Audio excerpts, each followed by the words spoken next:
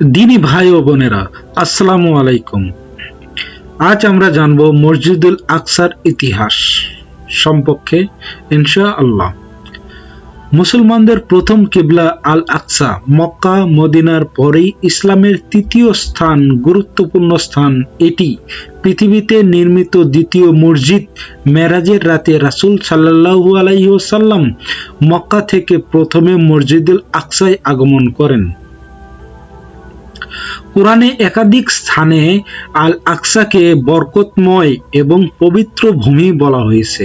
অসংখ্য নবী রাসূলের সান্নিধ্যে এই ভূমি দীর্ঘকাল ইসলামী শিক্ষা ও সভ্যতা এবং সংস্কৃতির অন্যতম প্রধান কেন্দ্র হিসাবে পরিচিত ছিল। আরবি সুলতানদের নির্মিত ঐতিহাসিক শিক্ষা প্রতিষ্ঠান ছাড়াও ইসলামিক শাসনদের অনেক স্মৃতিচিহ্ন ধারণ করে আছে এই মসজিদুল আকসার ভূমি।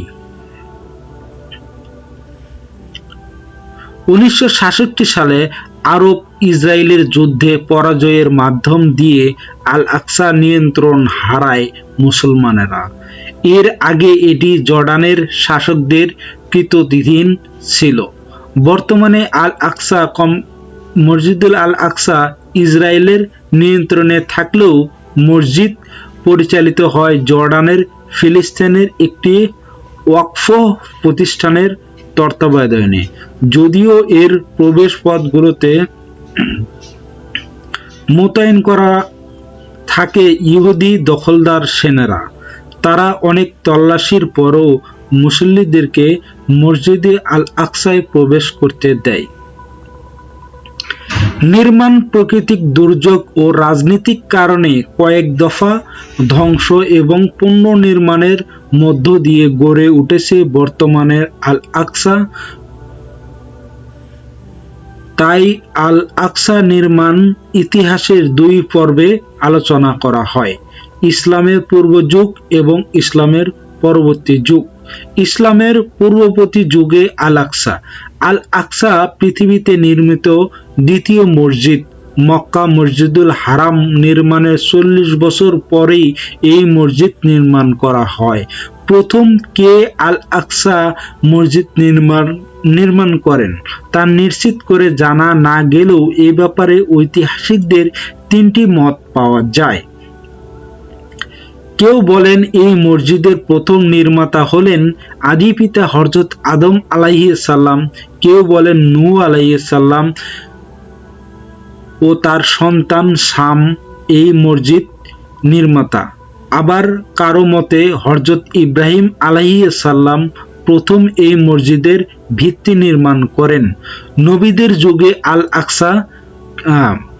আধুনিক গবেষণায় হযরত আদম আলাইহিস সালামকে এই মসজিদের প্রথম নির্মাতা বলে মতামত দিয়েছেন। নূহ আলাইহিস সালামের মহাপ্লাবনে ধ্বংস হওয়ার পরে হযরত ইব্রাহিম আলাইহিস সালাম এর পুনর্নির্মাণ করেন।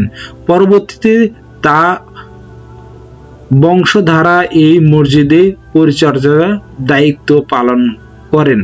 কালের পরিক্রমায় হযরত মুসা আলাইহিস সালাম অনেক নবী ও এই মসজিদের সংস্কারের কাজ করেন। হযরত দাউদ আলাইহিস সালাম ও সুলাইমান আলাইহিস সালামের সময় পর্যন্ত অনেক সংযোজনের মাধ্যম দিয়ে মসজিদুল আকসা রূপান্তরিত হয়। সুলাইমান আলাইহিস সালাম মসজিদুল আল আকসা চত্বরে একটি আলিশান ভবন নির্মাণ করেন, যেটিকে হাইকালি সুলাইমানি বলা হইত। পরবর্তী সময়ে ধর্ম বিকৃতকারী ইহুদিরা এটিকে তাদের মন্দির হিসাবে গ্রহণ করে। তারা এটির নাম দেয় সলোমন টেম্পল। খ্রিস্টপূর্ব 5ম শতাব্দী ব্যাবিলনে বাদশাহ বুখতে নাসর এই কম্পাউন্ডের ব্যাপক ধ্বংসস্তু চালায়। হাইকালে সুলাইমানিকে সেই গুড়িয়ে দেয়। নবীদের স্মৃতি চিহ্নগুলোকে লুট করে নিয়ে যায়। এই ঘটনার 70 বছর পর খ্রিস্টপূর্বে 380 সালে তৎকালীন ইরানের সম্রাট বাবেল শহর জয় করেন।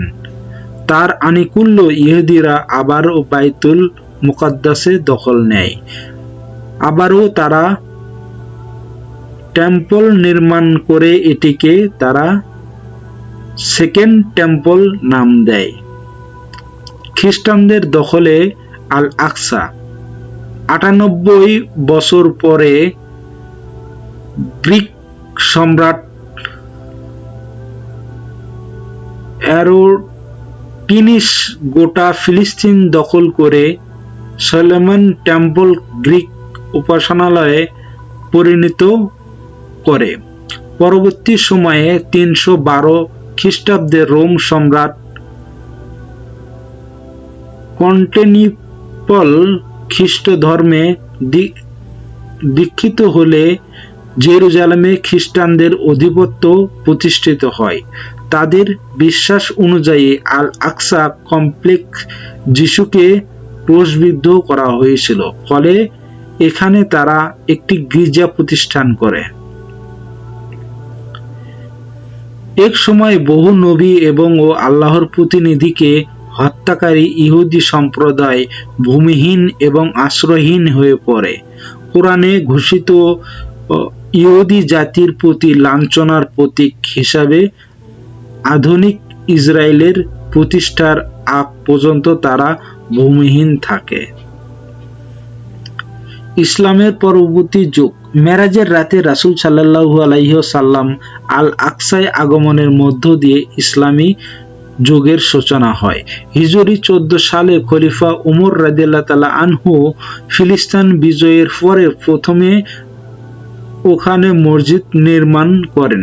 এরপর 72 হিজরি মোতাবেক খ্রিস্টাব্দে 691 সালে উমাইয়া খলিফা আব্দুল মালিক বিন মারওয়ান সেখানে নির্মাণ করেন। ঐতিহাসিক কুব্বাতুস সাকারা বা সোনালী গম্বুজ এর ভিতরে একটি পাথর আছে। এই পাথরকে কেন্দ্র করে এই গম্বুজ নির্মাণ করা হয়েছে। ইহুদি বিশ্বাসের মতে এটি পৃথিবীর ফাউন্ডেশন স্টোন। কুব্বাতুস সাকারায় ইসলামী প্রাচীন নমুনার নকশা মেলে। বেজমেন্ট থেকে খচিত গম্বুজের উচ্চতা 20 মিটার। ফিরোজা রয়েলস টাইলসে অঙ্কিত হয়েছে বিভিন্ন ধরনের। গম্বুজের দেওয়ালে শোভা বর্ধন করেছে সূরা ইয়াসিনের লিখিত আয়াতগুলো।